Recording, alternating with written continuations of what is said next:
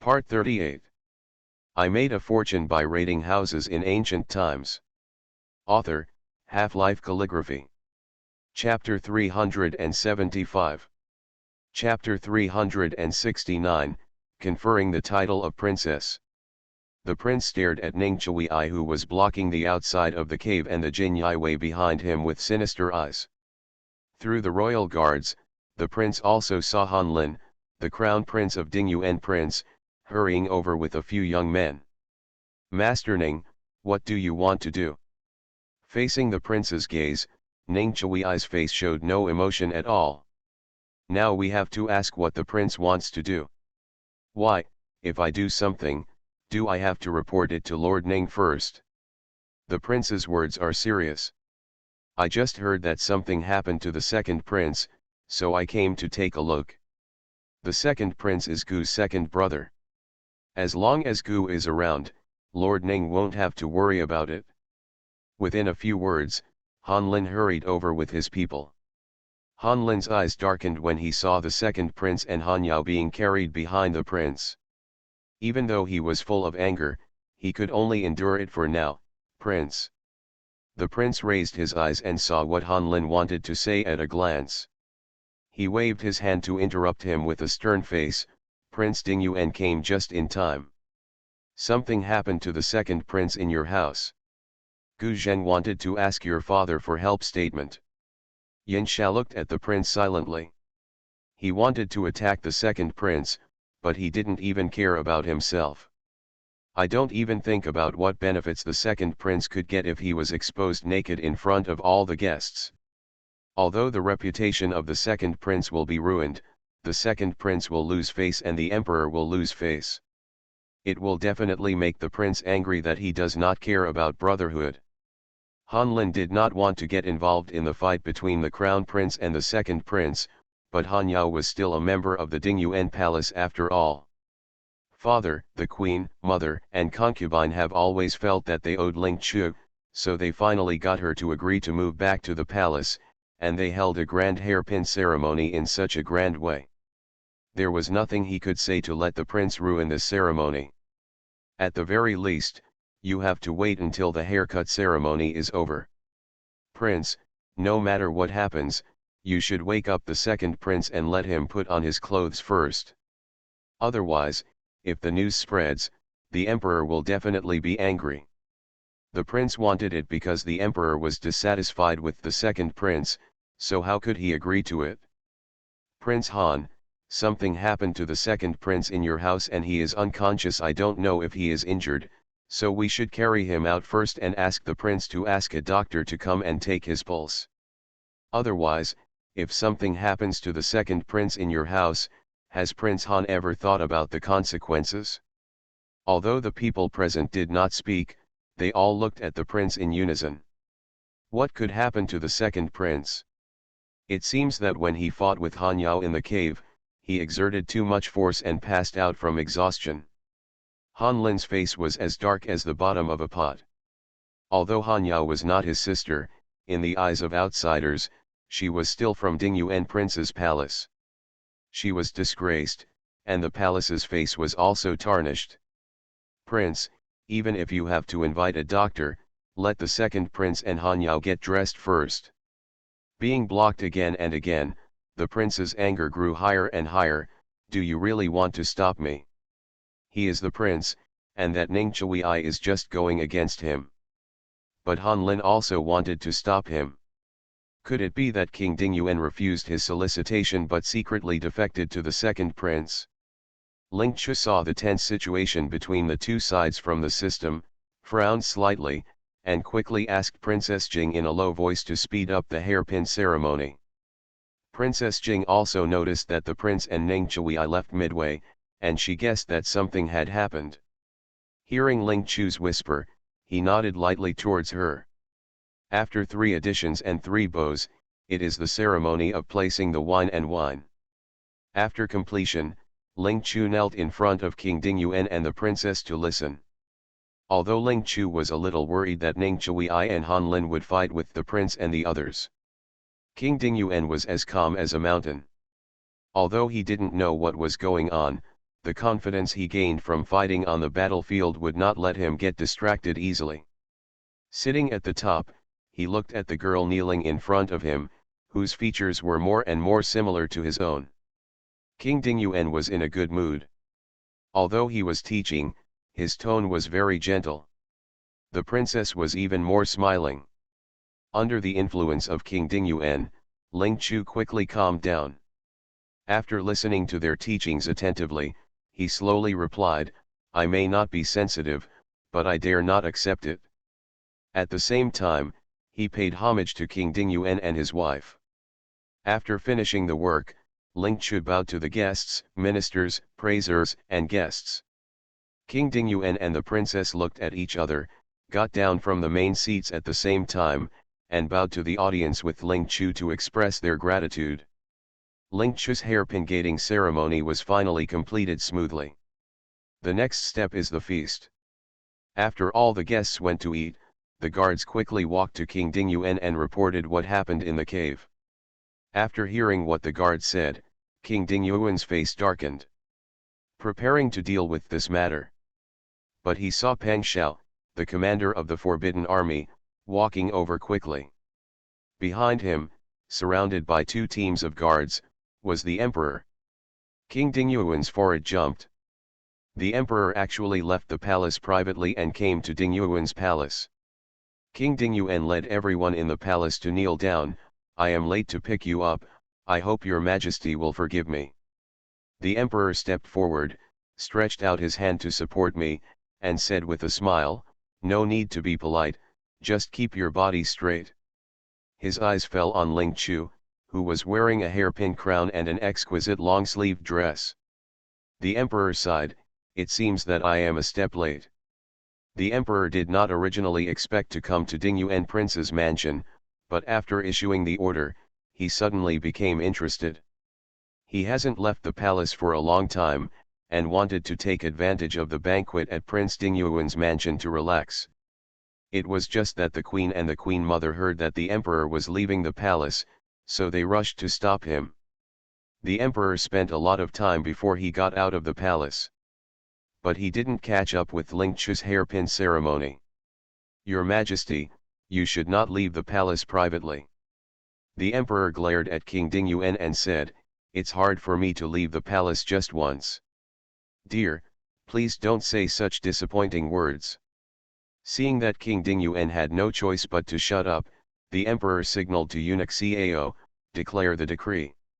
"Yes, your Majesty." King Dingyuan was a little confused. He didn't know why the emperor suddenly came to King Dingyuan and brought an imperial edict. "Although I have doubts in my heart, I have no worries." Once again, he led everyone in the palace to kneel down to receive the order. After hearing eunuch Cao's imperial edict, Princess Dingyuan was so happy that she grabbed Ling Chu's hand tightly. The emperor actually made his daughter the princess of Jiashan himself. Moreover, he was given a fief and a lot of gold, silver, jewelry, and honors. King Dingyuan was also surprised, but he quickly recovered and led everyone to thank the emperor. Ling Chu felt that he deserved this reward. This title of princess can be said to have been obtained by King Dingyuan for her with his accumulated merits. Some time ago, King Dingyuan was ordered to suppress bandits and killed the bandits who were causing harm to the people. He had made great achievements in suppressing bandits. He felt that since he was already a king with a different surname, he would be jealous. He just wanted to keep a low profile as much as possible, so he did not accept the emperor's reward. But his merits have not been forgotten by the emperor. Hence the imperial edict of canonization from Ling Chu. When they learned that the emperor was coming to the Dingyuan palace, all the ministers and wives came to pay their respects. Seeing Ling Chu being granted the title, all the ladies were envious. The emperor glanced at them and frowned. "I heard that the crown prince and the second prince are here, but why haven't they seen anyone?" Ling Chu was a little sorry. The emperor made her the princess, but she wanted the second prince to slap the emperor in the face. Thanks for the support of 20220918210247619 monthly votes. Thanks Deo Scarhong, falling leaves no autumn. Ad, why do we grow old, ixixi, penyongfang, panax noto ginseng. db, panax noto ginseng. db, fenkishan, guan guan. dc. The Goat Song and the Story of Eyes, Scar Red, Free as the Wine 459, Yuk 333, UN 1, Hope Dreams Come True, Forget Me Not, China Fuse, v, 854 729, Prose. BA, All Living Beings, Chen Rong, 131119213213222849, Lalunzixi, Happy Baby, 2023-101-0851. Ed. A. Z. Daoyo. EB, Purgatory Phoenix King, Luo Luo, Why You Grow Old, Chen, Shangsuan Yu, 861358, Platycodon Flower, Silent Blessings, 1402121840214228 and other book friends recommendation votes support it. Thanks to Hungxiu and Xiaoxiang for supporting book friends. End of this chapter. I made a fortune by raiding houses in ancient times. Author, Half-Life Calligraphy. Chapter 376. Chapter 370 Dumb Loss. The scene was quiet. The ministers looked at each other, and no one answered the emperor's words. In the middle of the Lingchu and hairpin ceremony, some of these ministers also noticed that the prince and the others left midway, but they did not know what happened. Although everyone was curious, they were worried about King Dingyuan and did not feel free to inquire. Seeing that everyone was silent, the emperor frowned even more. Not only were the crown prince and the second prince absent, but Ning Chui was also nowhere to be seen. Han Iking. Ling Chu was a little worried, but King Dingyuan's expression remained unchanged. Your Majesty, the crown prince and the second prince are discussing matters elsewhere. Please come over with your Majesty. The emperor glanced at him steadily, wondering if he had any guesses in his mind. Without saying much, he said, in that case, please ask Han Iking to lead the way. King Dingyuan responded and glanced at Princess Dingyuan next to him, signaling him to greet other guests. Then he turned around and left with the emperor and his entourage. Even though those guests were itching and unbearable, no one dared to follow them. Princess Dingyuan smiled and called the female guests back to the banquet. Princess Jing and Mrs. Marquis Nanan looked at each other and took the lead in helping to greet the ladies and ladies to the banquet hall. Seeing that King Dingyuan and Han Lin were not there, only Han Song was left to greet the male guests. Prince Jing and Marquis Nanan also stepped forward to help. Everyone left, but Ling Chu did not go to the banquet. Instead, he lifted his feet and walked in the direction where King Dingyuan and the others left. The prince became even more angry when he saw that Ning Chui and Han Lin insisted on blocking him from leaving. Just wanted his guards to take action. Unexpectedly, I saw a group of people coming this way. Looking at it subconsciously, the prince's pupils shrank. He actually saw his father. The prince suspected that he was dazzled. How could his father leave the palace and come to the Dingyuan palace by such a coincidence? But he no longer believed it. As he got closer, he could see clearly that although his father was not wearing a dragon robe now, how could he admit his mistake with that majestic face that had made him timid since he was a child? At this moment, the prince couldn't think of letting the guards take action. He couldn't let his father think that he framed the second prince regardless of brotherhood. Ning Chui and Han Lin heard the commotion and turned around to see the emperor, feeling surprised. But when he saw King Dingyuan, he breathed a sigh of relief knowing that Ling Chu's hairpin ceremony was over. The emperor followed King Dingyuan further and further into the countryside. He was suspicious, but did not ask. From a distance, I saw Han Lin and Ning Chui standing in front of a rockery with their people, and I was even more puzzled. Seeing the emperor approaching, Ning Chui and Han Lin turned around to greet him. The prince who was blocking the back was revealed, as well as the second prince and Han Yao, who were naked and being carried by several guards. The emperor's face darkened visibly. The prince's heart tightened, and he spoke before everyone else, "Father, you came just in time. Earlier, I saw my second brother go to change clothes, but he didn't come back.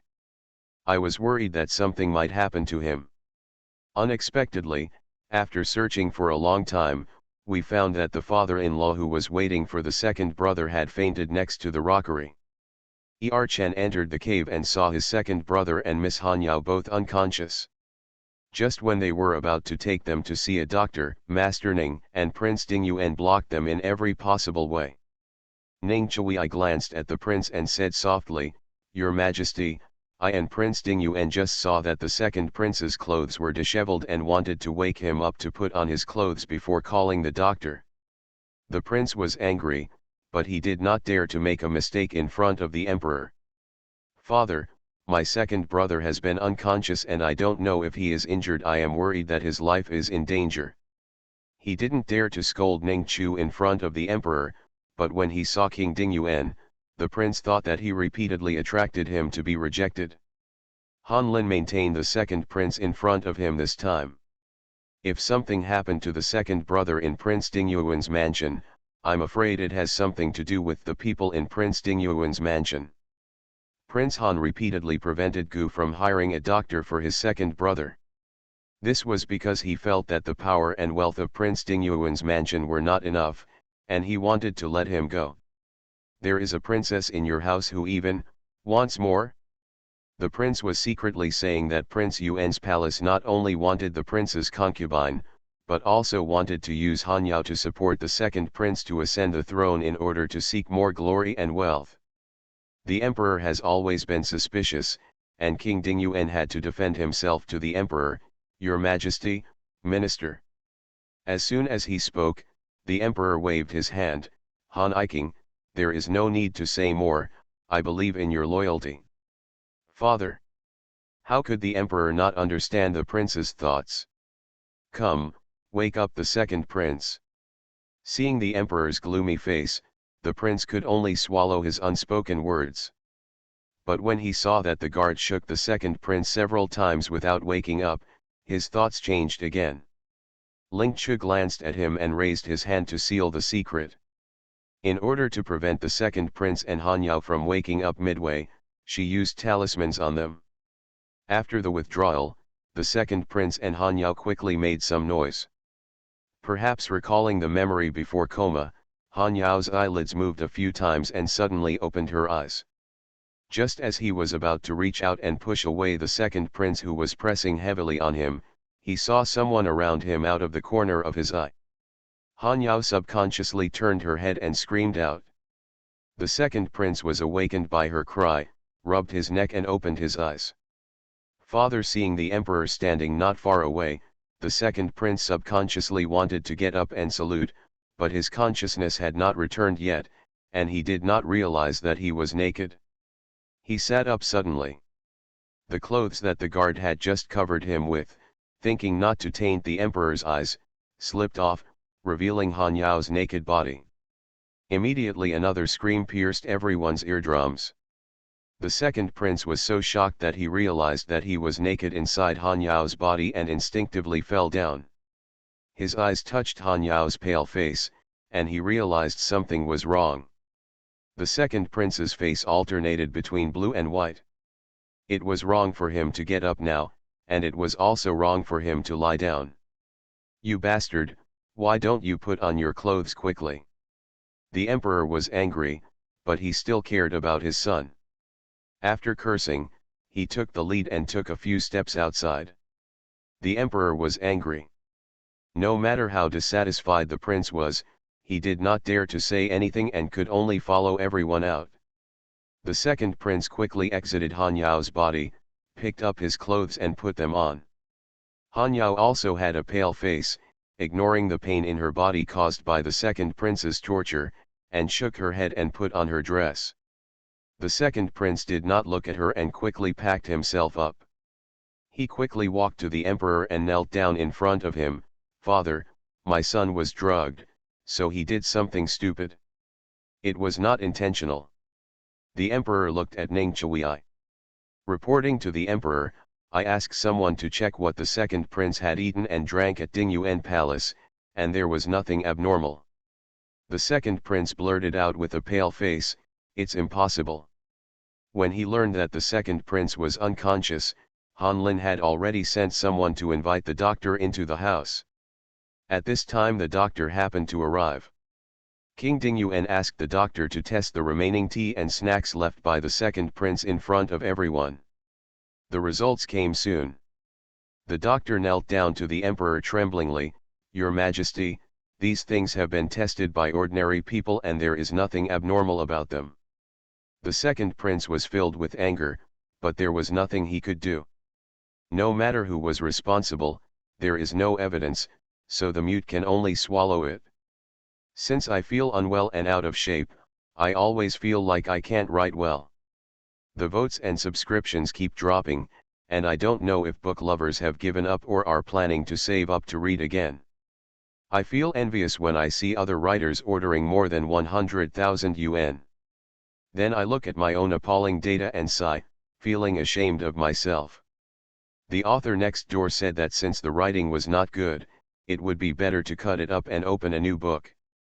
But I thought about it again and again, and felt that I couldn't feel sorry for those book friends who had been silently supporting me.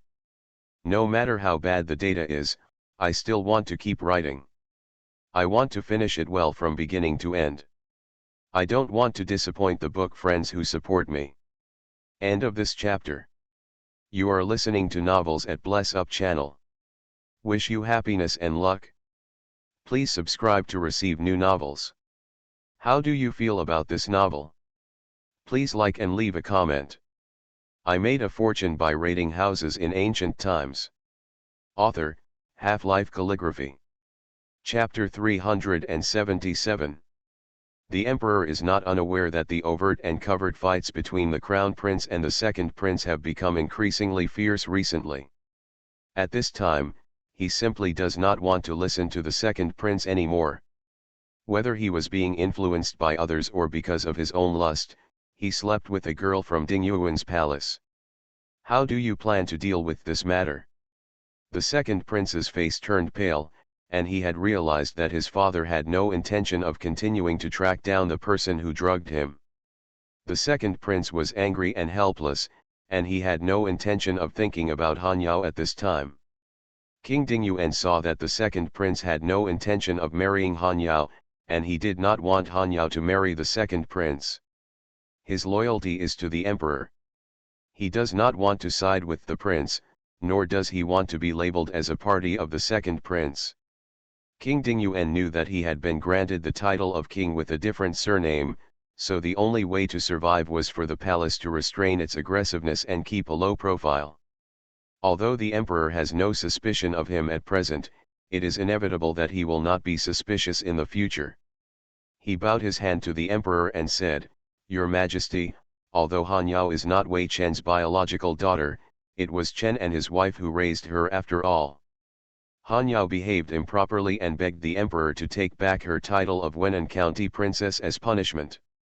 "From now on, Wei Chen, I will strictly discipline you." Although he didn't say it clearly, the Emperor guessed that Han Yao's ending would not end well. The Emperor looked a little hesitant, no matter what the truth of the matter was. It was a fact that the Second Prince slept with Han Yao. It was hard for him not to express his position. When someone discovered her affair with the Second Prince, Han Yao couldn't go out at first, so she hid in the cave and secretly listened to what was going on outside. Hearing what King Dingyuan said at this time, Han Yao was extremely angry. King Dingyuan and his concubine recognized Ling Chu, that bitch, and they demolished her courtyard and gave her a replacement hairpin gift. Now he has abandoned her and wants the Emperor to take back her position as county head. In the past, I kept saying that I doted on her, but it was all lies. She went all out to seduce the Second Prince just to marry into the royal family, hoping to trample that Ling Chu under her feet. If she couldn't marry the Second Prince, King Dingyuan might let her die quietly. Han Yao gritted her teeth, rushed out, and knelt down towards King Dingyuan. Father, Yao Yao is just in a bad mood and wants to go to the garden to relax. Who would have thought, who would have thought that she would meet the second prince? The second prince wants to be strong. I am a weak woman. What can I do if I encounter such a thing? Method. The second prince was already in a bad mood, and when he heard Han Yao's words, he became even more angry. I remember, it was you who threw yourself into my arms. Moreover, the sachet you are wearing is extraordinary. If it weren't for that sachet, this prince will not lose his mind and do stupid things. Although the second prince was under the spell of love medicine at that time, he still had some sense. At this time, I have already thought of the smell that Han Yao smelled. I am afraid it has an aphrodisiac effect. Originally, he avoided the maid and could have persisted until he left the Dingyuan palace. If Han Yao hadn't bumped into him with ulterior motives, how could he have been in trouble like this? The second prince did not want to marry Han Yao, firstly because she was not the biological daughter of King Dingyuan and therefore had no use value. Second, he remembered that when he entered Han Yao's body in the cave, he did not encounter any obstacles that should have been encountered. She has lost her virginity a long time ago, yet she pretends to be a pure and noble girl to seduce him. Furthermore, Han Yao's body has been seen by so many people, and it is unknown whether the prince did anything to her when they were unconscious in the cave. How could he be willing to marry her? Han Yao's face turned pale when she heard the second prince's words. In her desperation, she even forgot to take care of the second prince. The emperor looked very unhappy. He originally thought that this matter was the prince's handiwork. Could it be the method of the Han Yao envoy? The emperor glanced at the guard next to him. The other party quickly entered the cave and quickly took out a sachet. Let the previous doctor examine it. The doctor didn't expect that when he came to Dingyuan Prince's mansion, he would encounter the scandal of the second prince. The doctor is timid and is afraid of being resented by the second prince. But no one said anything, and he didn't dare to leave at all. He was feeling uneasy, but he didn't expect that the guard asked him to check the sachet again. I cried out in my heart, but I didn't dare to refuse. The doctor had no choice but to open the sachet. The doctor has good medical skills. After looking through it for a few times, he realized, this sachet does contain an aphrodisiac.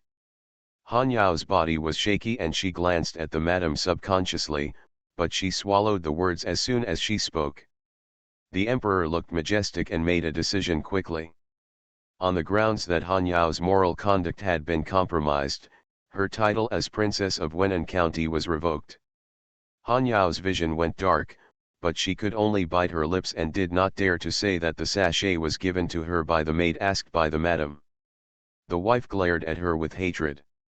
He walked out from behind the crowd and said, "Your Majesty, although Han Yao is at fault in this matter, she shouldn't be wandering around in the mansion. But as the saying goes, a slap can't make a difference. Can you ask the emperor to look at my old lady's face and give her a home?" King Dingyuan frowned. "Mother." Mrs. Tai turned around and interrupted him before he could finish his words. "I know that Han Yao is not your biological daughter, and I am very dissatisfied with her. But if you hadn't demolished her yard, she would have had no choice but to move to my place live. And since the Tang family can only see that girl Chu Chu, Han Yao is not afraid of being kicked out of the palace by you and your wife, so she does stupid things. There is something wrong with that child Yao Yao, but she has always been very filial to me. Usually you are either fighting everywhere or suppressing bandits. Even if you return to Kyoto, you are still busy with the court and military camps. Your mother and I are old, and I don't see you on weekdays. It's not easy to see you. Thanks to that girl Yao Yao who always talks to me. She does stupid things now because I failed to teach her well. But I still can't bear to have her ruined at such a young age." Turning to the emperor again, he wanted to kneel down. "Your Majesty, could you please consider the old woman's age and let the second prince give that girl Yao Yao a home?" Mother, seeing that she was about to kneel down and beg the emperor, King Dingyuan wanted to hold her back. Even though the emperor was annoyed that Han Yao used aphrodisiacs to seduce the second prince, what the concubine had just said made him unbearable. The father of King Dingyuan passed away early, and it was his wife who raised him. In order to help him conquer the world and stabilize his country, King Dingyuan traveled around all year round. He really had no chance to stay in Kyoto to serve his wife. The emperor was grateful for King Dingyuan's contribution, and it was difficult for him to reject the request of the concubine. Hand out his hand to support her, the emperor said, "My wife is flat." He turned around and looked at the second prince seriously. Catching the emperor's gaze, the second prince knew that this was asking him to express his position and give Han Yao a title. His father valued King Dingyuan very much, and now that all the wives were kneeling to his father, he should respond. Rather than letting his father comply, it would be better for him to make his own decision. The second prince pursed his lips and said patiently, "Father, my son is also at fault in this matter. When he returns to the palace, he will ask Qin Tianjian to choose a suitable day to bring Han Liangdi into the prince's mansion." Han Yao clenched her silver teeth tightly, and she was so angry that her nails tore through her palms. She went all out to seduce the second prince, but was deprived of the title of county lord, and in the end she only got the lowly status of Liangdi. But that Ling Chu was made princess by the emperor. How could she not hate it? Thanks to Xian for tipping 500 starting coins. Thanks to 1103202031197111, 201906050146500279, Penglai Jiangxiu and other book friends for their monthly support. Thanks to Xianbin, Panax Noto Ginseng. DB, this moment, laugh with you, Chen Rong, Panax Noto Ginseng. DB, Ixixi, Fenkishan, Happy Baby, Colorful Life, 641,417, Sihide, Fei Shui Piaoping, Xiangbin, Official. DC, Goat Song, and the Story of Eyes, Scarred, Falling Leaves No Autumn. Ad, Purgatory Phoenix King, Jula N. Yunyun Zongshen, 202210041243343689, 201703181914308335, Hope That Dreams Come True, UN1, Luo, China Fuse, Chen. At this moment, laugh with you, .v, CHLWCH, White Clouds in the Sky L, Big Xiaomeng, Daoyo. EB, Free as the Wind 459, 15021620352969, Ixixi. Hands of Dandelions and Honeysuckle, Colorful Life, Put Down That Little Piece of Watermelon, etc. are supported by recommendation votes from book friends. Thanks to Hungziu and the book friends who support Hungziu. I made a fortune by raiding houses in ancient times. Author, Half-Life Calligraphy. Chapter 378. The wife originally thought that she would kneel down to the emperor. For the sake of King Dingyuan, even if the emperor did not agree to let Han Yao be the second prince's concubine, he would still let her be a concubine. Unexpectedly, the second prince only gave Liangdi the position. Han Yao originally thought that since the dowager wanted her to marry the second prince, she would definitely not agree to let her be a lowly Liangdi. It can be seen that the lady was silent and did not protest. Han Yao was unwilling to give in and looked at Mrs. Tai eagerly. Liangdi's status is too low, and the wife is naturally dissatisfied. At this moment, she was still thinking about how to speak in order to get the second prince to agree to give Han Yao the position of concubine. I don't know if the emperor saw the madam's thoughts and didn't give her a chance to speak. Turning around, he said to the second prince with a cold face, "Now that you have made a decision, then go back to the palace and find the Qin Tian supervisor to handle the matter yourself. You should put the affairs of the civil service aside for a while. Your prince's palace has just been built. From tomorrow onwards, you can move out of the palace." Mrs. Tai frowned, The emperor actually took advantage of the second prince's errand. After punishing the second prince, she would no longer be able to ask for Han Yao to be a concubine. The second prince's face turned pale, and his fists under his wide sleeves were clenched tightly. He originally thought that if he agreed to accept Han Yao, this matter would be over. Unexpectedly, his father not only gave him a job as an official, but also asked him to move out of the palace. The second prince wanted to keep his job as a civil servant, but it could be seen that his father's face was colder than ever before. His lips moved a few times, but he still did not dare to speak. After a long while, he reluctantly responded, "Yes, father." At this moment, the second prince was in a very bad mood and had no thoughts left at all. "Father, my son is feeling a little uncomfortable. Can you please step aside and go back to the palace to find the imperial physician to check your pulse? Go." The second prince lowered his eyes and turned to leave, without even looking at Han Yao from beginning to end. Han Yao collapsed on the ground in despair. Although she succeeded in getting in touch with the second prince, she was so tired that the emperor gave him a job and asked him to move out of the palace. The second prince must be angry with her.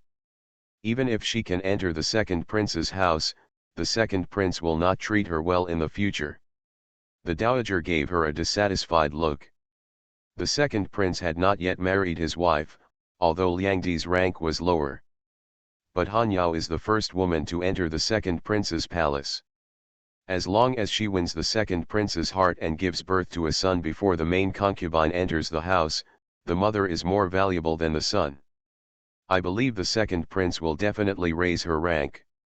King Dingyuan kept frowning. Originally, he planned to let Han Yao move to the family temple in the future.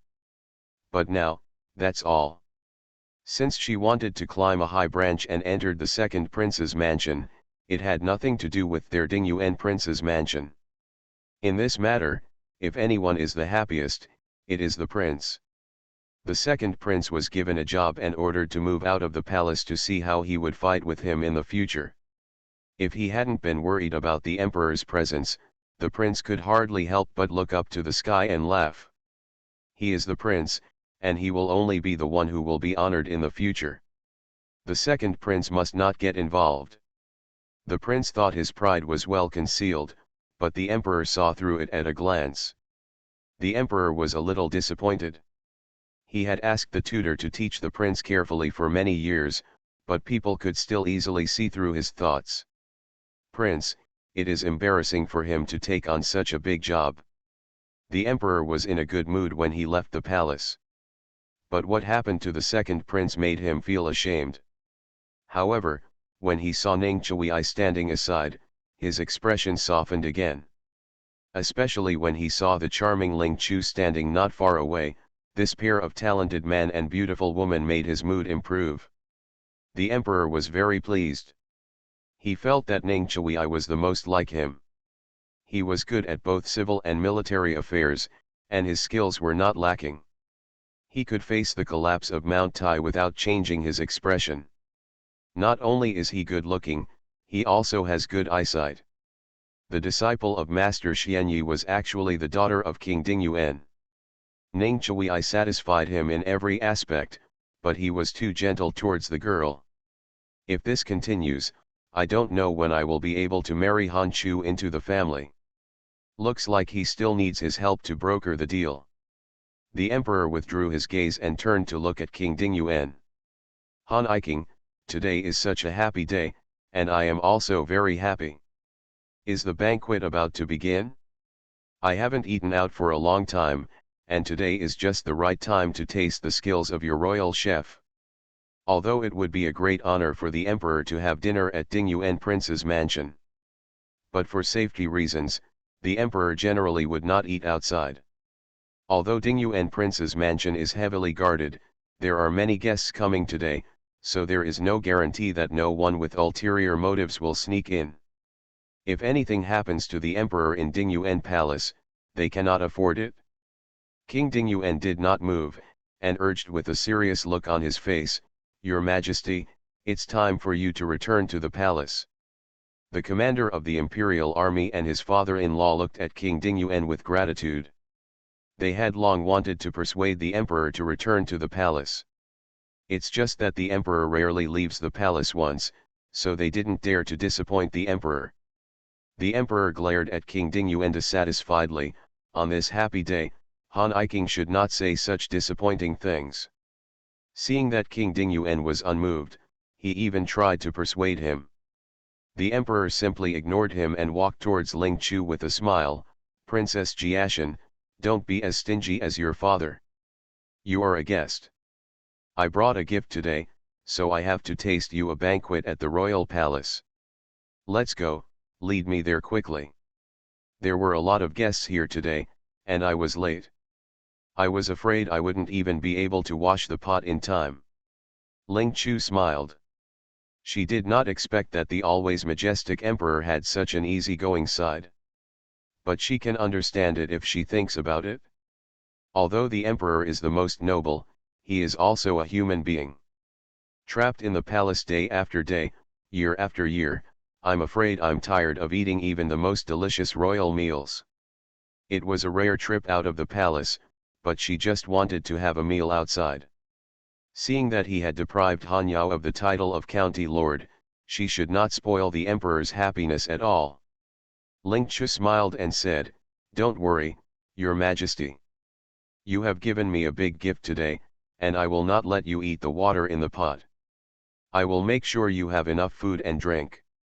The emperor laughed heartily and said, "Okay, okay, okay, I haven't had a drink to my heart's content for a long time. I want to drink to my heart's content today." Looking at Ning Chui, the emperor felt that iron could not become steel. He personally created such a good opportunity for him, but that stupid boy didn't know how to seize it. The emperor dissatisfied and turned to Ning Chui, who was discussing defense matters with Commander Pang. "Ning Iking, come with me for a drink. Commander Pang is here for my safety, so you don't need to worry about me." Ning Chui turned around and saw that the emperor looked a little unhappy. After hesitating for a moment, he had no choice but to respond and walk over. The emperor's dissatisfaction immediately disappeared when he saw Ning Chui and Ling Chu walking beside him. However, the emperor's idea of having a meal at Dingyuan Prince's mansion failed in the end. Just when a group of people were about to reach the banquet hall, they happened to see a long team of boys carrying boxes of various sizes. The leader, Manager Han, saw the emperor and came quickly to pay his respects. The emperor's eyes fell on the gift list in his hand, and his expression suddenly changed. "Do you have any tickets?" "No, I'll ask again later. I made a fortune by raiding houses in ancient times." Author, Half-Life Calligraphy. Chapter 379. Chapter 373 Secret. Han Guanqi was about to kneel down to pay homage to the emperor. Unexpectedly, the emperor suddenly approached him quickly and snatched the gift list from his hand. Han Guanqi was so stunned that he even forgot to kneel down. Not only Han Guanqi, but others were also surprised. The emperor has always been calm, and I have never seen him lose his composure like this before. Eunuch Deng, who was accompanying him, was stunned for a moment, then stepped forward with a worried look on his face. "Your Majesty." For the sake of safety when going out, Eunuch Deng usually inspects everything he eats, drinks, or comes into contact with before handing it over to the emperor after confirming that it is not poisonous. But when Eunuch Deng saw that the emperor took the gift list without waiting for him to check it, he was afraid that something was wrong and wanted to take it from him. Unexpectedly, the emperor not only refused to let him touch the gift list, but also suddenly shouted at him fiercely, "You are outrageous." Eunuch Deng was so frightened that he knelt down and begged for mercy. He had no idea what he had done wrong, and he had no idea why the emperor looked so terrifying. The emperor ignored Eunuch Deng and carefully touched the gift list as if it were a treasure. Everyone's eyes followed the emperor's movements and fell on the gift list. The cover is painted with paintings. Ling Chu looked at it curiously and found a graceful peony painted on it. On the peony is a lifelike colorful butterfly. At this time, the emperor's hand fell on the colorful butterfly. What surprised Ling Chu was that she found that the emperor's hands were trembling slightly. She subconsciously raised her head and her eyes fell on the emperor's face. That majestic face had a complicated expression at the moment. There is love and pity, heartache, guilt, and pain. Curiosity killed the cat. After just one glance, Ling Chu's heart tightened and he immediately lowered his eyes, looking at his nose and heart. Although others were also curious, they all saw the emperor's gaffe and rage just now. No one dares to pry into the emperor's secrets. Everyone, like Ling Chu, bowed their heads and remained silent. No one dared to leave, let alone make any noise. The scene was completely silent. It seemed like a long time passed, and it seemed like it was just a few breaths. The emperor unfolded the gift list with trembling hands. The gift list lists all kinds of gold and silver jewelry, and silk and satin. The emperor's eyes glanced over and fell on the familiar yet unfamiliar handwriting, and his heart felt painful. Raise your hand and stroke it gently over the writing. The movement is like touching a beloved woman. Half a while. The emperor slowly closed the gift list and looked at the second gift list in his hand. There is a picture of tall and slender green bamboo on the cover. The second gift list was thicker and longer than the first, and it was densely filled with all kinds of gifts. The handwriting on it is the same as the previous gift list. Makes the emperor feel familiar and strange at the same time. The long-lost heartache came flooding back. The emperor's hands were holding the gift list, and his knuckles turned white. After reading the two gift lists one by one, the emperor found that there was a letter at the bottom. The cover of the letter has the 4 words Ling Chu personally initiated it written on it. The emperor paused and did not open the letter.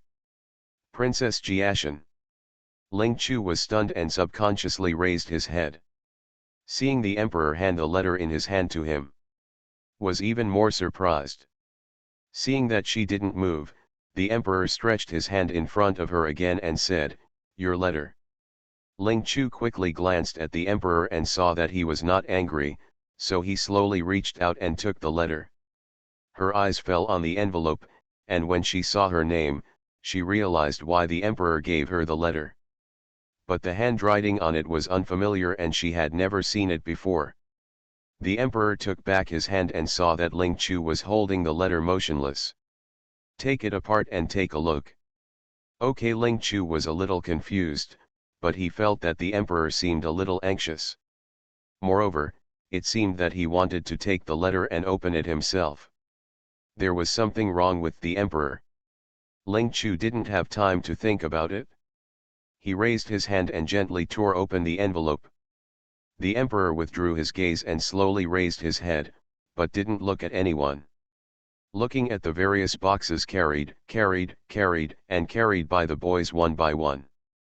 The boys were very uneasy and didn't know what was going on.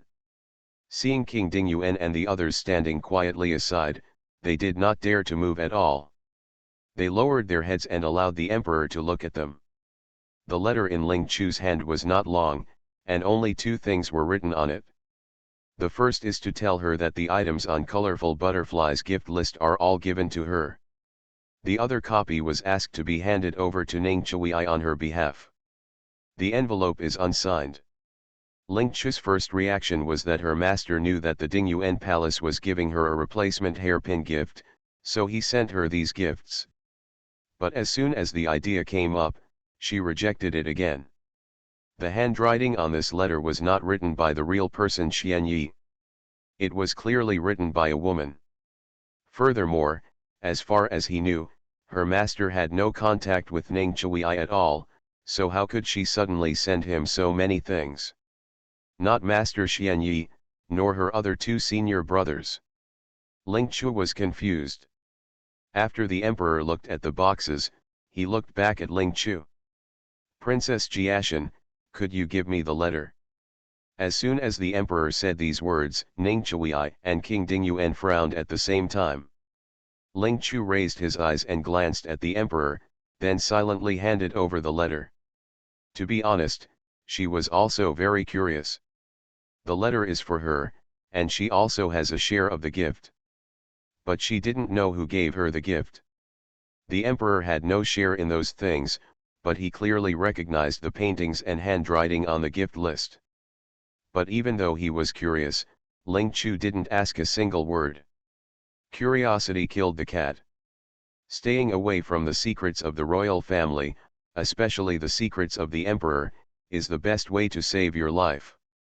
The emperor read the letter at a glance, with a mixture of sadness and joy on his face. Long time. The emperor finally withdrew his gaze and looked at manager Han. Who sent these gift notes and gifts?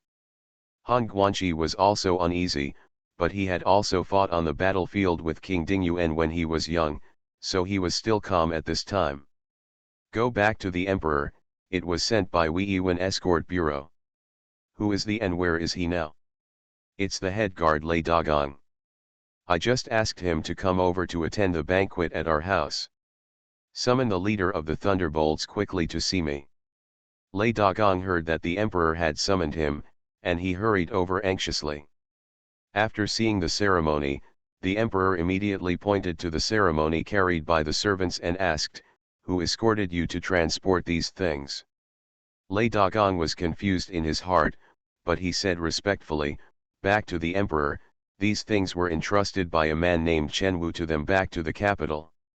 One is for Princess Jiashan, and the other is for Lord Ning." Ning Chui frowned. Are some of those things for him? How can the things given to him be delivered to the Dingyuan palace? After turning around in his mind, Ning Chui realized that he did not recognize Chen Wu. This name doesn't sound like a real name. The emperor also had the same idea.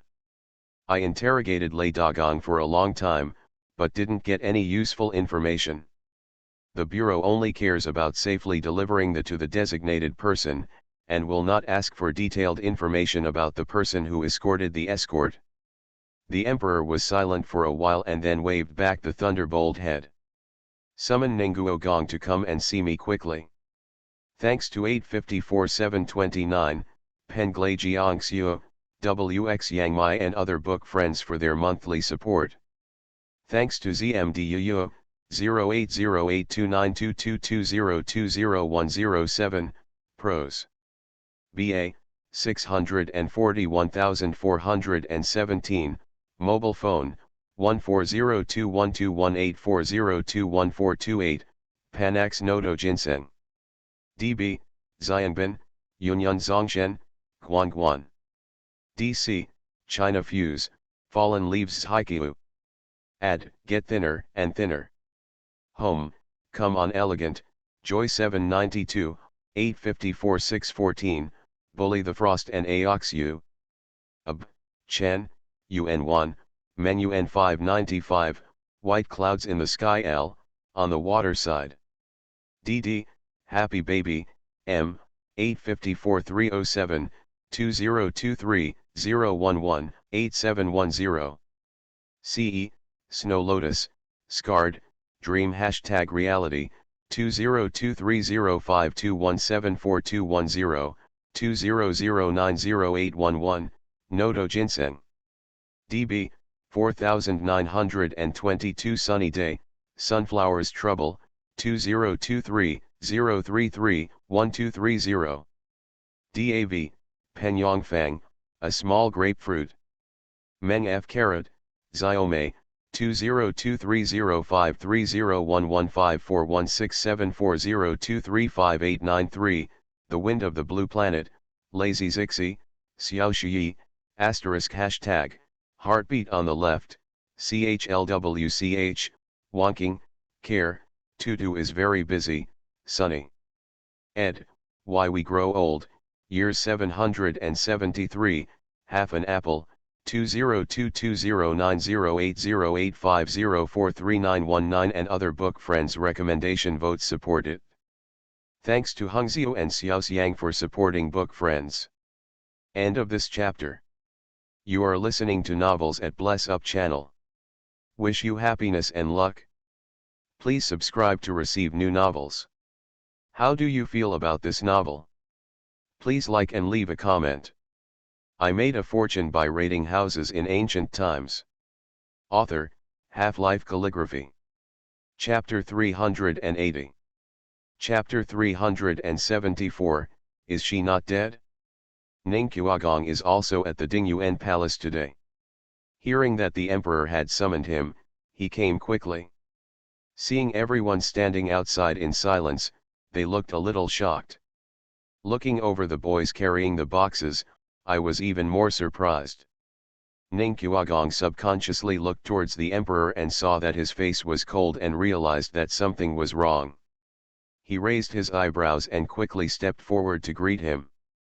The emperor suppressed his anger and wanted to throw the 2 gift lists and letters in his hand at Ning Qiagong. But when he saw the familiar handwriting on it, a flash of pain flashed through his heart. After all, I didn't want to throw it out. I wonder what the emperor's orders are when he summons his ministers. Sensing that something was wrong in the atmosphere, Duke Ning asked cautiously. However, in the eyes of the emperor, his appearance showed a guilty conscience.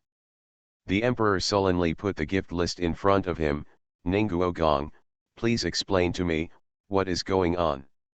Ning Qiagong still maintained his bowing posture, and was confused by the emperor's direct words. Seeing the thing in the emperor's hand being handed to him, he looked over subconsciously. His eyes fell on the colorful butterfly, and his expression changed. The body is subconsciously straightened. Ning Qiagong immediately realized something was wrong and tried his best to calm down. Trying to appear uninformed. It can be said that Ning Qiagong didn't react quickly, but the emperor was staring at him intently at this time, so naturally he didn't miss the slightest change in him. The emperor didn't know whether he should be more happy or angry at this time. Ning Qiagong. Ning Qiagong's heart tightened and his face remained calm. I wonder what the emperor asked Wei Chen to explain. The emperor stared at him, holding back his anger, and unfolded the gift list. I wonder if Mr. Ningguo finds the handwriting familiar. Natural and familiar. However, these words just passed through Ning Qiagong's mind, while he pretended to look at the words on the gift list with confusion on his face. After reading the contents on the gift list, Ning Qiagong shook his head and said, back to the emperor, this handwriting, I have never seen before. The emperor said nothing and stared at him. Ning Qiagong's palms were sweating, but his back was straight and he didn't flinch at all. The emperor's aura was terrifying, and anyone could see that he was on the verge of rage. No one knows what happened, let alone why the gift list made the emperor furious. Everyone felt relieved. I don't know how long the silence lasted before the emperor asked in a hoarse voice, is she not dead?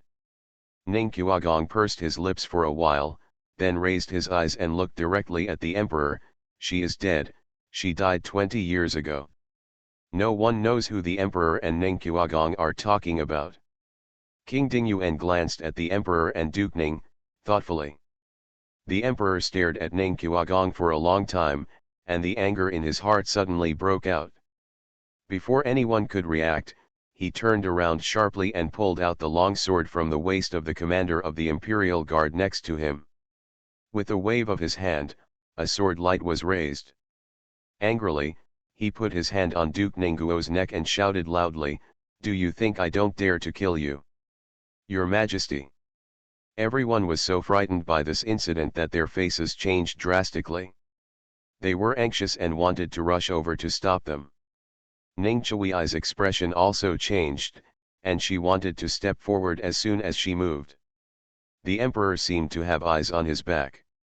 He suddenly turned around and said with sharp eyebrows, get out. Everyone takes action. My heart is like a beating drum, I am panicked and inevitably curious. The emperor has always been most courteous to Duke Ning. What was so strange about the gift list that it actually made him so angry that he wanted to kill Duke Ning? Ning Qiui saw that the sword in the emperor's hand was still placed on Ning Qiagong's neck, and there was even blood slowly seeping out. He pursed his lips and raised his feet again. The emperor was furious and wanted to get angry, but his eyes touched the eyebrows that were similar to his own. He suppressed the anger that reached his lips, suppressed his anger, and said sternly, "Back off." Ning Chui looked back at him expressionlessly and did not step back. The emperor glanced at him and looked back, "Commander Pang." Pang Xiaozheng looked at the scene in front of him nervously. When he heard the emperor's voice, he immediately said, "I'm here." "Let everyone retreat." After a pause, the emperor added, "Stay away." "Yes." Pang Xiao also didn't know what happened, but he had to obey the emperor's order. Waving his hand, he led the imperial guards who came with him forward, signaling everyone to move back. King Dingyuan glanced at the emperor and Duke Ning, and was the first to turn around and leave. At the same time, he gave Ling Chu a look and motioned for her to follow. Ling Chu wanted to stay far away, she didn't want to hear the emperor's secrets at all. Just as he was about to leave, he found that Ning Chui not only did not retreat, but also walked towards the emperor and Ning Qiagong. When Commander Pang saw this, he felt bitter in his heart. But he knew how special Ning Chui was in the emperor's heart, so he didn't dare to take action. He just stepped in front of Ning Chui and stood in front of him. Ning Chui still did not retreat, looking at Commander Pang with cold eyes. Ning Qiagong sighed in his heart, but there was no change on his face. He said to Ning Chui in a warm voice, "Year, please step back." Ning Chui did not move, his eyes moved from Pang Xiao's face to Ning Qiagong. "Year, I'm fine, please step back first." The emperor was even more angry when he heard his friendly shouting. As soon as the sword in his hand tightened, blood dripped from Ning Qiagong's neck. Ning Chui's eyes were dark and he was about to push Commander Pang away. Suddenly, I found my arms tightened. He turned back subconsciously. He realized that it was Ling Chu who was grabbing his arm and shaking his head at him. The emperor's patience has been exhausted, and the emperor's coercion is fully displayed. Everyone retreats. If there is any resistance, they will be killed without mercy. Ning Chui remained motionless. Although the emperor said that he would kill without mercy, Commander Pang knew that it was only for other people. He knew very well that Ning Chui could not move. If he dared to attack Ning Chui, he would be the next person to be killed. Commander Pang looked at Ning Chui with pleading eyes, almost crying and begging him to leave. Ling Chu clutched Ning Chui's arm tightly, she didn't want to wade into this muddy water. But she owed Master Ning so much, she couldn't just watch him die. The emperor was furious. If he ordered Ning Chui to be killed, it would be an unjust death for him. Ling Chu didn't care what others thought of her. He grabbed Ning Chui's arm and raised his head, "Master Ning, Ning Qiagong will be fine. Please step back first." Although Ling Chu was sure, he actually felt a little unsure. She had asked Little Hammer to attach an invisibility charm and was waiting beside Mr. Ningguo. If the emperor was so angry that he really wanted to kill Ning Qiagong, for the sake of Ning Chui, she could only let Little Hammer stop him. Ning Chui's eyes fell on Ling Chu's face and saw her holding on to him nervously and expectantly. The arm that tried to break free did not move after all. He pursed his lips, glanced back at the emperor and Duke Ning, and finally turned around and left. Commander Pang immediately breathed a sigh of relief and looked at Ling Chu gratefully. Ling Chu sighed in his heart, turned around and followed Ning Chui back. After everyone retreated, the emperor asked Ning Qiagong coldly, "I know Chu Chu is not dead. Where is she? Since today's update is a little early, could you please give me some votes?" End of this chapter. I made a fortune by raiding houses in ancient times. Author, Half-Life Calligraphy. Chapter 381. Ning Qiagong pursed his lips and said after a while, "Wei Chen said that Chu Chu died 20 years ago." The emperor felt a pain in his heart. If he hadn't seen the gift list, he would have believed Ning Qiagong's words. But now, he didn't believe a word of it. "You lied to me 20 years ago, and you still dare to lie to me now. You are so brave.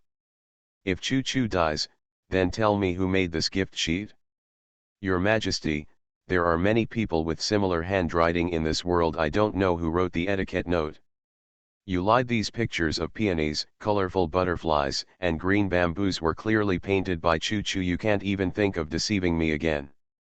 Seeing that Ning Qiuagong still wanted to deny it, the emperor said with a stern face, "Don't forget, Chu Chu's painting was taught by me. Even the copybook on which she originally learned hairpin flowers and small regular script was given to her by me. I will never mistake her paintings and handwriting." Ning Qiuagong opened his mouth, but could not refute. He did not expect that Chu Chu would send so many things to King Dingyuan's daughter and Ning Chui, and that he would be caught by the emperor by chance. Seeing that Ning Qiuagong did not refute, the emperor felt hopeful in his heart. Chu Chu is not dead. Where has she been and how has she been doing these years? Why hasn't she come back to see me after 20 years? Ning Qiuagong's originally softened heart was aroused by his words. If it weren't for the emperor, how could his sister have been far away from the capital all these years, alone outside, and the brother and sister were not allowed to see each other for 20 years? No, Chu Chu has died long ago. The emperor was originally fully expecting Ning Qiuagong to tell him his whereabouts, but unexpectedly he poured a basin of cold water all over his head. Anger surged into his heart, and he wished he could chop off Ning Qiuagong's head with a sword. Everyone was far away. Although they could not hear the conversation between the emperor and Ning Qiuagong, they felt relieved when they saw their tense argument. The anger in the emperor's heart was extinguished little by little when he saw Ning Qiuagong's resentful expression. "I know I failed Chu Chu back then, but I never did it intentionally. The one I always wanted to marry was Chu Chu, but she left without saying goodbye. I searched for her for a whole year. You were the one who told me that Chu Chu was dead." Thinking of that time, when he heard that Ning Chu Chu fell into the river and died, the emperor's heart clenched in pain. That year, he was hit by an aphrodisiac and wanted to go to the imperial doctor, but he met Chu Chu on the way. Facing the one he loved, he couldn't hold back and took her. Unexpectedly, after waking up, she left without saying goodbye. He turned the capital upside down and found no one. A year later, Ning Qiuagong told him that Chu Chu accidentally fell into the river while picking lotus pods in his hometown and died. He didn't believe it and rushed to her hometown. But he learned that Ning Chu Chu had been buried long ago. He was disheartened, and later, in order to stabilize the court, he married Su as his queen. "If you had not deceived me, I would not have married her." Thinking of being deceived for so many years, the emperor was angry and resentful, and punched Duke Ningguo in the face. Ning Chui subconsciously moved her steps, only to find that her arm was being pulled again. He turned around. Ling Chu said awkwardly and helplessly, "Don't be impulsive. Ning Qiuagong will be fine." Ning Chui pursed her lips and looked back. I saw that although the emperor had moved his hands, luckily he didn't actually kill anyone with his sword. He breathed a sigh of relief in his heart and continued to watch quietly. Ling Chu also secretly breathed a sigh of relief and let go of his hand. Sighed again. She repeatedly prevented Ning Chui from saving Ning Qiuagong, and she didn't know if he would anger her. Ling Chu was a little worried when he thought about having to work under him in the future. "Forget it, it's useless to think too much, just take care of the present first. In the future, the soldiers will come to cover up the water and earth." After beating Ning Qiuagong, the emperor grabbed the clothes on his chest and asked him bitterly, "I know that Chu Chu is definitely not dead. She painted the pictures and wrote the words. Since she can send so many things to Ning Chui, it proves that she is still alive. This time, I will not give up until I find her." It is said that hitting someone is not a slap in the face, but the emperor just hit him in the face, which shows that he was really angry. Ning Qiuagong's face hurt, but he couldn't help but feel guilty when he thought that he had indeed deceived the emperor. Chu Chu was worried that her life would be exposed, so she sent the things for Ning Chui to the Dingyuan palace, but she was still caught by the emperor. "Perhaps this is God's will. Seeing that Ning Qiuagong didn't speak, the emperor was so angry that he punched him again. Say, where is Chu Chu? Ning Qiuagong grimaced in pain. Thinking of the letter he received not long ago, he felt unbearable pain in his heart. That's all, let them see each other one last time. Ning Qiuagong sighed and finally spoke. Chu Chu she is indeed still alive. When the emperor heard this, his anger immediately dissipated, and an astonishing light burst out from his eyes. Where is she? Ning Qiuagong looked directly at the emperor. Do you really still want to see her? The emperor's anger suddenly rose again when he heard this, and he almost couldn't help but yell nonsense at Ning Qiuagong. Ning Qiuagong looked at the emperor coldly and said, Chu Chu is still alive, but she is seriously ill, and now, there is not much time left. Are you sure you still want to see her? The emperor's face suddenly changed, and the ecstasy in his heart suddenly reached the bottom. What did you say? What happened? Chu Chu has not come back since she left Beijing that year, and I don't know the specific situation. Not long ago, I received a letter from the maid who was serving her, and I learned that she was seriously ill. According to the doctor, she doesn't have much time left, maybe half a year, maybe a month or two. They are brothers and sisters. The word death is too cruel, and Ning Qiuagong cannot bear to say it. The emperor clenched his fists and asked, where is she now? Seeing that he was still insisting on asking about Ning Chuchu's whereabouts, Ning Qiuagong finally relented. The maid wrote a letter saying that she wanted to spend her last days in Xianqing Temple. The emperor's expression changed, and he turned around and left. Commander Pang, prepare your horses immediately. Ning Qiuagong's expression changed and he quickly stepped forward to stop him. Your Majesty, where are you going? The emperor had a sullen face and pushed him away. Of course it's Xianqing Guan. Hearing that he was going to see Chu Chu, Ning Qiuagong felt quite unhappy. But he still stood in front. Your Majesty, you are the king of a country, how can you leave the capital at will? The emperor paused. Ning Qiuagong's words reminded him. He is the emperor. After leaving Beijing, someone must handle the affairs of the court. Comer. Pass on my decree. From now on, King Jing, King Dingyuan, and Taifu will work with the prince to supervise the country until I return to the capital. Hearing the emperor's words, everyone's expressions changed and they all wanted to dissuade him. But the emperor refused to listen and was determined to leave the capital. Seeing Ning Chui standing aside with a frown, the emperor stopped, but it was not that he changed his mind. Ning Iking, Princess Jiashan, you will leave the capital with me. Although King Dingyuan did not hear clearly the dispute between the emperor and Ning Qiuagong, he already had a guess in his mind. Although he didn't know the specific details of what happened back then, he had heard a little about it.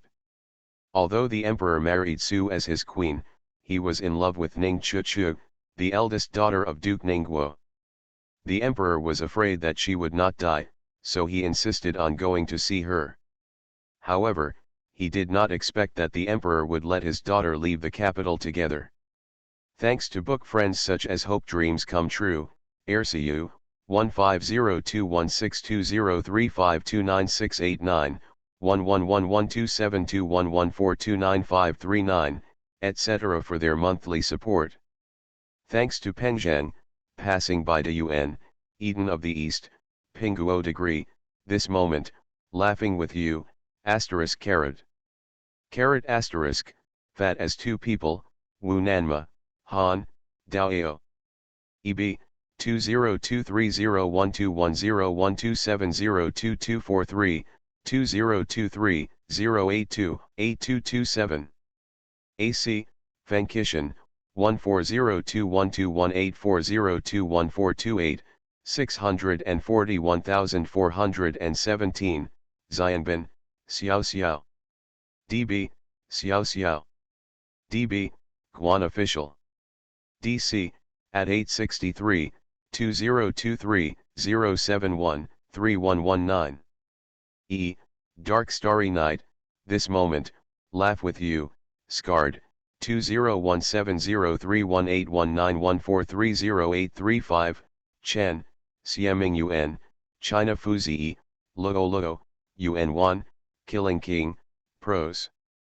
Ba, Fei Fi, Penyong Fang, All Living Things, v, Why We Grow Old, Xiao Shi, Catkins Flying 542, Exquisite Heart. Ae, Mensin Baby, Free as the Wine 459, CHLWCH, Lazy Zixi, Shepherd Linksy, M, don't supported by recommendation votes from book friends such as Forget Me, Ixix, Tadpole and Rotten Tail, etc. Thanks to Hungziu and the book friends who support Hungziu. I made a fortune by raiding houses in ancient times. Author, Half-Life Calligraphy. Chapter 382. The emperor refused to listen to anyone's dissuasion and insisted on leaving Beijing. And we must set off immediately. There is not much time left for everyone to prepare. While the emperor ordered people to return to the palace and bring the director of the Taiyuan hospital, Commander Pang quickly arranged for the accompanying imperial troops. In addition to horses, dry food and water bags should also be prepared. The emperor's words just now were not discussed with him. Knowing that he could not dissuade him, King Dingyuan could only arrange an accompanying guard for Ling Chu. Fortunately, King Dingyuan felt a little relieved when he learned that the emperor was going to Xianqing Temple. The princess hurried over after hearing the news, complained to the prince in a low voice, and then hurriedly ordered people to prepare things for Ling Chu to go out. Ling Chu didn't have any objections to leaving Beijing. She was thinking about going to Xianqing Temple to have a look, but she didn't know if Master Xuanyi and his senior brother had returned to visit them. Master Xuanyi raised the original owner, and she inherited her body. It would be great if she could take this opportunity to repay her master. The emperor learned that Ning Chuchu's time was running out, and he couldn't wait to rush to Xianqing Temple immediately. In order to rush for time, the emperor did not intend to take a carriage, but to ride a horse. Ling Chu naturally couldn't ride in a carriage. In order not to hinder her, she didn't even take a maid with her. Hurriedly taking off her hair-length gown, she put on a set of light clothes. Taking the 2 sets of clothes prepared for her by the princess, as well as a bag of dry food, snacks, and water, she immediately set off with the team. King Dingyuan was left by the emperor to assist the prince in supervising the country. He could not accompany him, so he had to find Ning Chui. Master Ning, I am away from home. I hope you can help take care of my daughter. Don't worry, Your Majesty, the princess is still one of my royal guards, and I will do my best to protect her. With Ning Chui's guarantee, King Dingyuan felt more at ease. The princess was very worried. The emperor left Beijing, and no one was more happy than the prince. The prince didn't know why the emperor left the capital suddenly, and he didn't care. He only knew that he had been looking forward to it for so many years and could finally sit on the throne. Although he was only supervising the country on his behalf, his father did not choose a second prince, which shows that in his father's mind, he, the prince, is the next generation of emperor. As soon as the emperor left Beijing, the prince couldn't wait to return to the palace and sit on the dragon's throne. The emperor did not inform the queen about his departure from Beijing. When she received the news, she was so angry that she smashed a set of expensive teacups and asked people to inquire about the reason why the emperor left Beijing. Ling Chu was riding on the horse, bumping along the way, feeling that his internal organs had shifted. Not only was my stomach empty, but my throat was about to smoke. The cold December wind blows on my face like a knife. Although the clothes were quite thick, the skin on the inside of the legs was abraded and painful. They had been traveling for 3 consecutive days. From the moment he left the capital, the emperor was on his way as hard as he could. Except for stopping for a quarter of an hour every day to eat some dry food, drink water, and solve personal physiological problems, the rest of the time is spent on the road. It won't be until it gets dark and the road can't be seen clearly that you will find a place to stop and rest. The next day I opened my eyes, ate a few mouthfuls of dry food to fill my stomach, and started a new day on the road. Everyone was worried that the emperor was exhausted and advised him not to rush on the road so carelessly, but the emperor would not listen.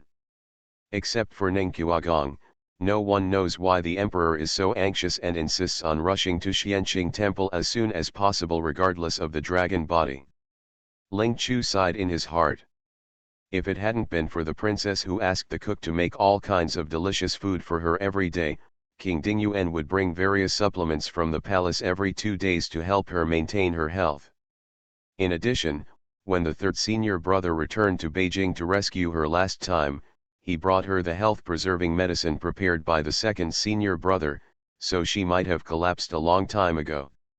Ling Chu suddenly felt a chill on his face. She looked up and saw raindrops falling from the sky. I estimated that it is now about you time.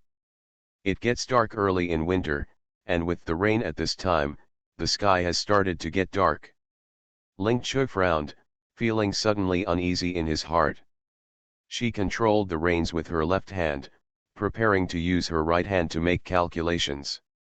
Since she was following the emperor, after leaving the capital, she would take time to make calculations during her breaks to avoid accidents. But I don't know if it's because I'm counting others or not myself, or for some other reason. She calculated it many times, but found that the hexagrams were different every time. It's unpredictable, and it's like a fog blocking it. Can't figure out the specifics. Just like today, she only calculated that it would rain. But whether it will rain heavily or lightly, or at what time it will rain, she has no idea. This is something that has never happened before. However, although she did not calculate the details, she also informed the emperor while taking a break at noon that it would rain today. But the emperor doesn't care about the rain. Before he ascended the throne, the emperor had gone to the battlefield to kill the enemy, and he had experienced the wind and rain. A little wind and rain could not stop him from going on his way. Ling Chu was concentrating on calculations and wanted to see if there was any danger ahead, but he didn't care to look at the road for the moment. The horse under the seat had been driving for 3 consecutive days and was extremely tired. When it passed a deep pit about 1 foot in size, it failed to avoid it in time. The right front hoof stepped in. The horse neighed and fell forward. At full speed, Ling Chu only held the reins with her left hand. She was caught off guard and was thrown violently from the horse. Ning Chui was in front of her to the right. Seeing that she had not followed, she was worried and turned back to check. Just in time to see Ling Chu being thrown away. With a change of expression, Ning Chui quickly jumped up from the horse and fished it out with his long arm. It was worthy enough to catch Ling Chu. The accompanying guards were startled and broke out in a cold sweat. This gave rise to a sense of fear.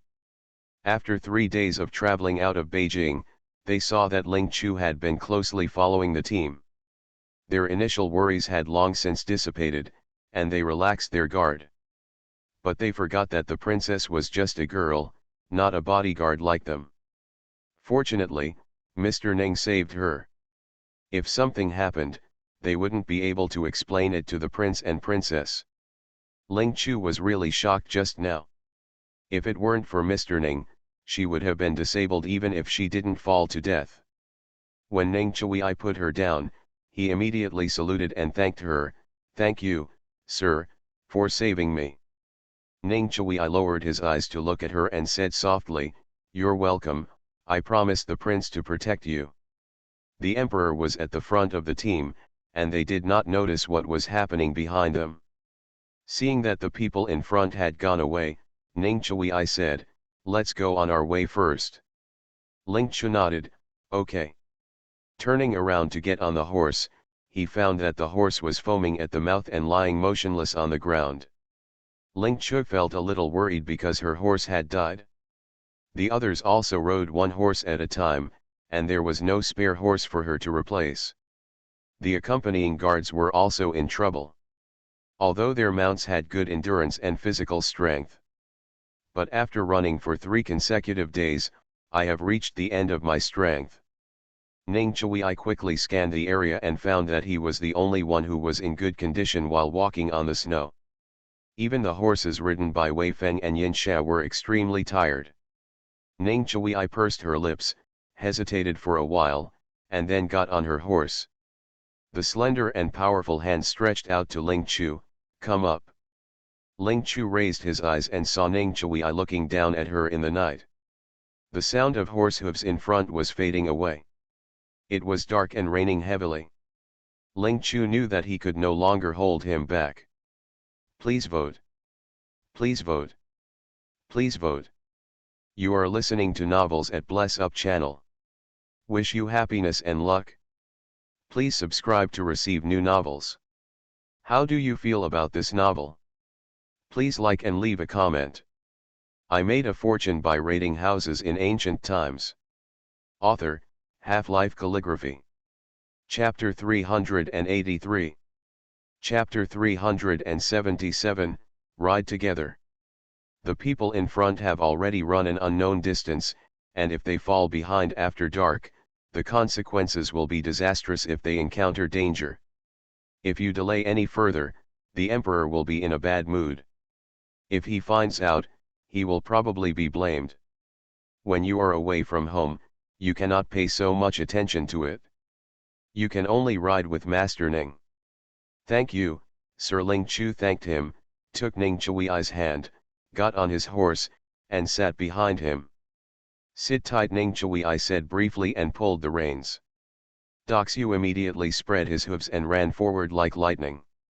Although the accompanying guards felt that it was inappropriate for Ling Chu and Ning Chui to ride on the same horse, under the current circumstances, they could only act urgently. Seeing that Ning Chui's horse had already run some way, the guards quickly rode up to follow, their hearts filled with envy. Ning Chui's Taxiu is indeed a good horse, with a strong body, well-developed muscles, and shiny coat. It is also fast and has very strong endurance. The horses under them were already showing signs of fatigue, but the state of walking on the snow was not much different from when they first set off. Even though he was now carrying the weight of 2 people, he still threw the mounts under them far away when he ran. Ling Chu also secretly breathed a sigh of relief. At first she was a little worried that Ning Chui's mount would be overwhelmed, but it surprised her. Not only the guards want to own such a good horse, but she also covets it. It's a pity that Bull is not always available, and a good horse from 1,000 miles is equally hard to find. The weather today is a bit unusual. Change as soon as you say so. In just a short time, the heavy rain started pouring down. Although they wore bamboo hats and raincoats, they were walking against the wind and rain and could not withstand the wind and rain at all. However, with Ning Chui standing in front of him, blocking the rain and cold wind, Ling Chu felt much better than before when he was riding alone. "Thank you for your hard work, Mr. Ning." Ling Chu sighed, a little worried. She owed Lord Ning more and more, and she didn't know how long it would take to pay it off. I hope she can live a little longer. Otherwise, if she died one day and still owed a lot of debt to Ning Chui, she would have a bad conscience even if she died. After thinking wildly for a while, Ling Chu gathered his thoughts and grabbed the clothes on Ning Chui's back with his left hand, leaving his right hand free for calculations. Not long after, his face changed slightly. This time she actually figured it out. Although the details were unknown, it showed that the road ahead was dangerous. Afraid of not being able to calculate accurately, Ling Chu quickly calculated again. The result is the same. "Master Ning, can we go faster? I've calculated that there may be danger ahead, and we have to catch up with the people in front of us as soon as possible." The rain was strong and the wind was strong, and the rumble of horses' hooves continued. Ling Chu was worried that Ning Chui couldn't hear clearly, so he could only stand up straight and try to get as close to his ear as possible. Ning Chui noticed that she was holding onto his clothes with only one hand, and was worried that she would be thrown off the horse again. He was looking back, wanting to remind her to hurry up. Unexpectedly, Ling Chu happened to be close to his ear and spoke. He turned his head this time, and Ling Chu's lips almost touched his cheek. Ning Chui's heart tightened, and she leaned back quietly. But the two of them were so close that he could still smell her breath. Just hearing Ling Chu's words, Ning Chui had no time to care. He said hold on and turned around to signal Ta Shui to move forward at full speed. Ling Chu's mind was on the team in front, and he didn't notice that Ning Chui's ears were red and her voice was a little hoarse. She was also worried about being thrown off again, so she could only hold on to Ning Chui's clothes tightly with both hands. The guards at the back saw that Tug Jia was going faster and were worried about being left behind, so they could only grit their teeth and catch up with all their strength. The guards didn't know Ling Chu's fortune-telling. They just wanted to catch up with the emperor and his entourage quickly so they could stop and rest for a while. If they keep running like this, even if they can bear it, the horses under them will be exhausted. Running as fast as lightning through the snow and wind, under the influence of inertia, Ling Chu suddenly pressed against Ning Chui's back, subconsciously holding his waist with both hands. The rain is strong and the wind is strong, and there is danger ahead. Under such circumstances, one should be anxious. But a thought suddenly came into Ling Chu's mind: Master Ning's waist is really strong and strong. When he realized what he was thinking, Ling Chu felt a sense of embarrassment in his heart. Master Ning shouldn't think that she is taking advantage of this, right? Absolutely, absolutely don't. With a cry in his heart, Ling Chu hurriedly used his hands to hold Ning Chui's waist to use his strength to straighten his body. I want to keep some distance so as not to misunderstand Master Ning. I ran too fast through the snow, and the cold wind blew past my ears.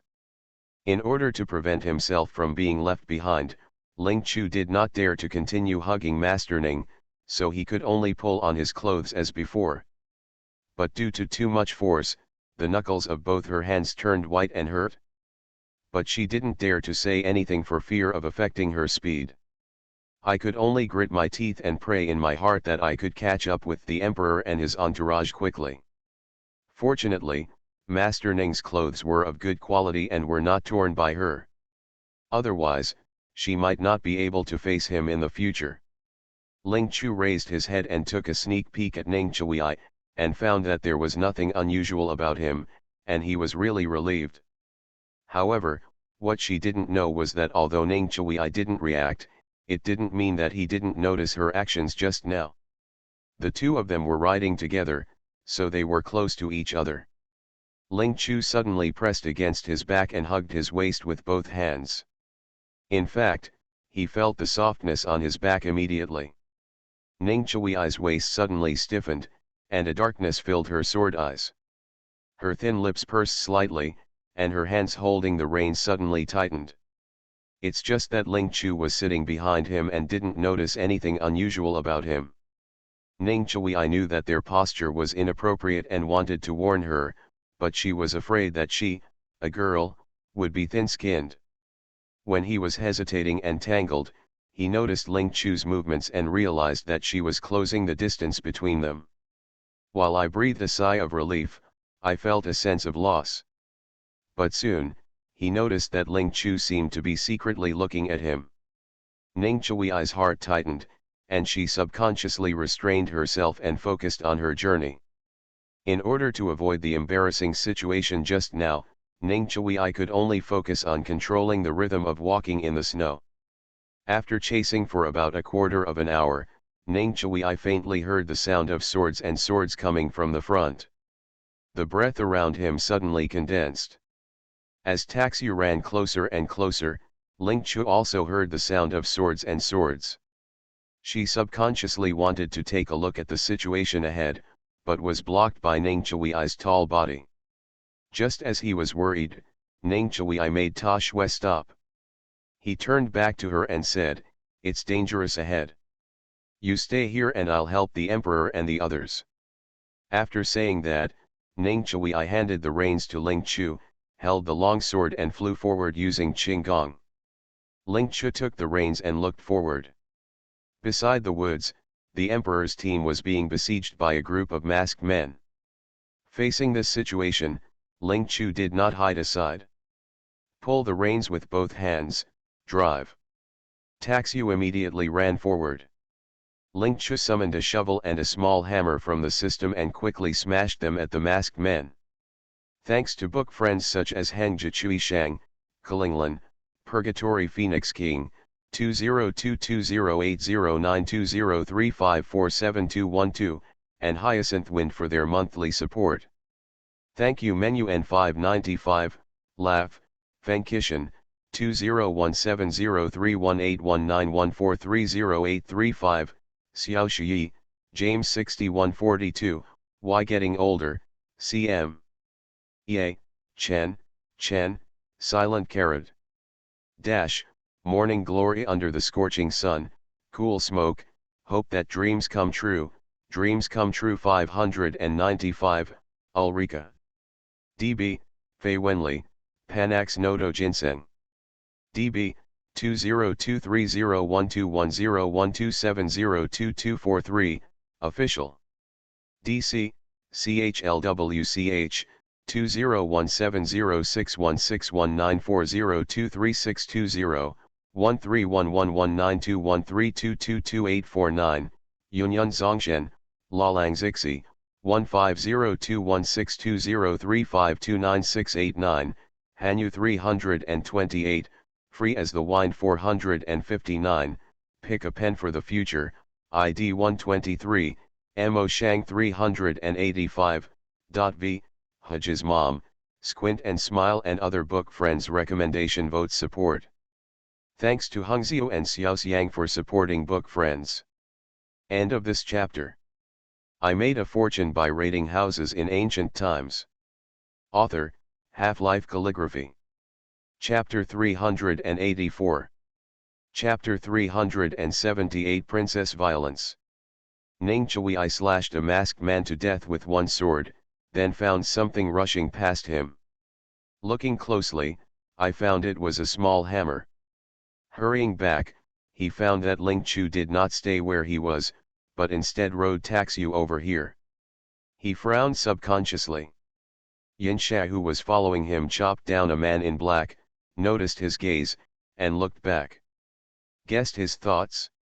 Sir, the princess is not a helpless girl. Ning Chui naturally knows that, but when fighting, the sword has no eyes and danger is everywhere. He will inevitably be worried. However, he was relieved when he saw that Ling Chu did not rush directly into the fighting crowd.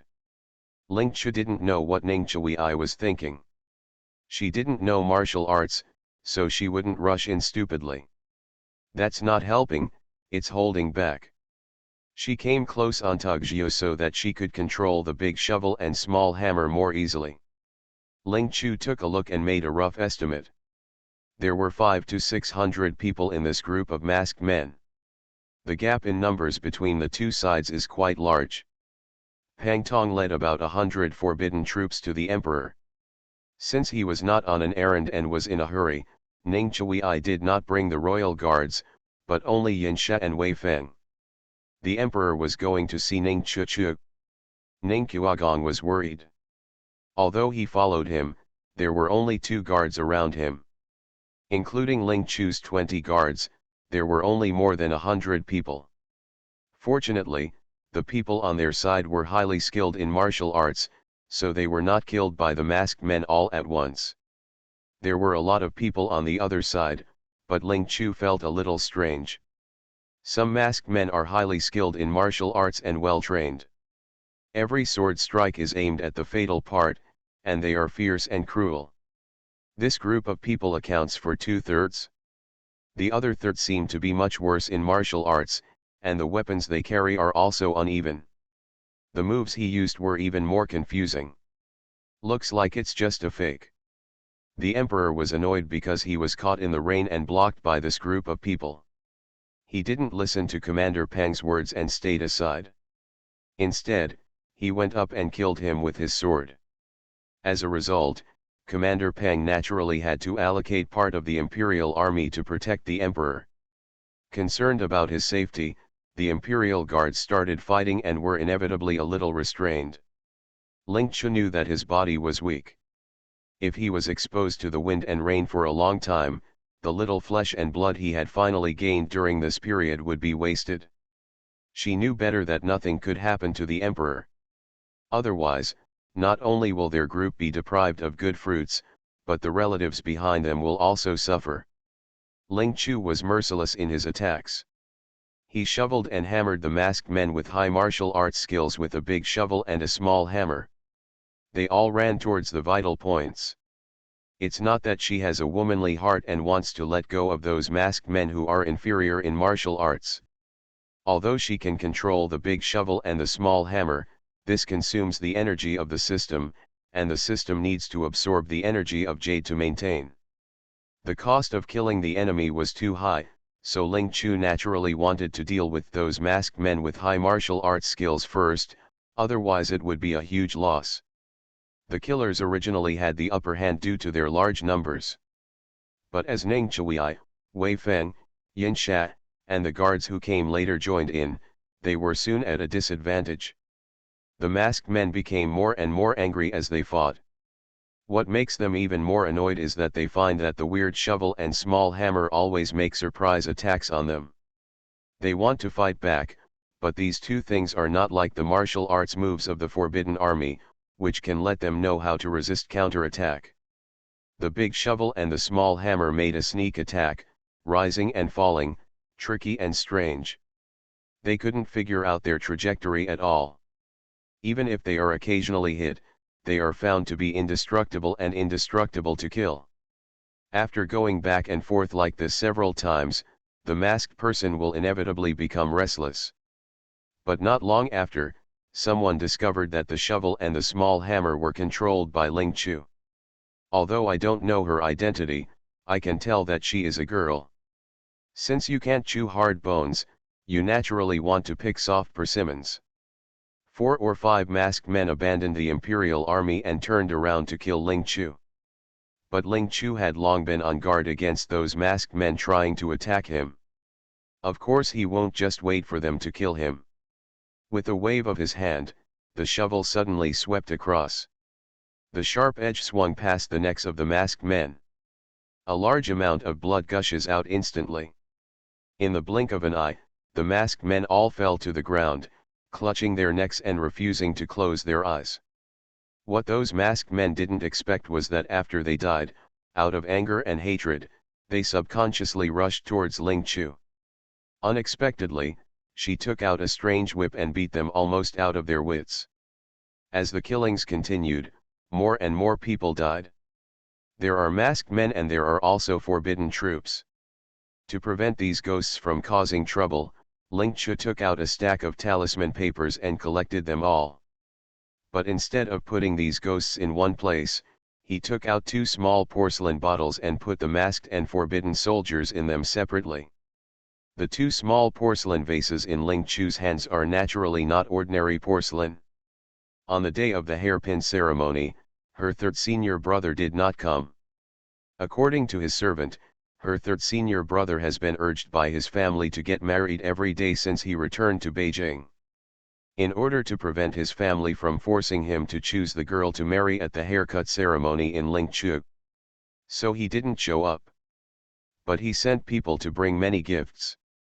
The pair of small porcelain vases were carefully selected magical artifacts given to her by her third senior brother. They could contain ghosts. Before leaving Beijing, Ling Chu saw that this porcelain vase was small and easy to carry, so he took it with him. She is multitasking.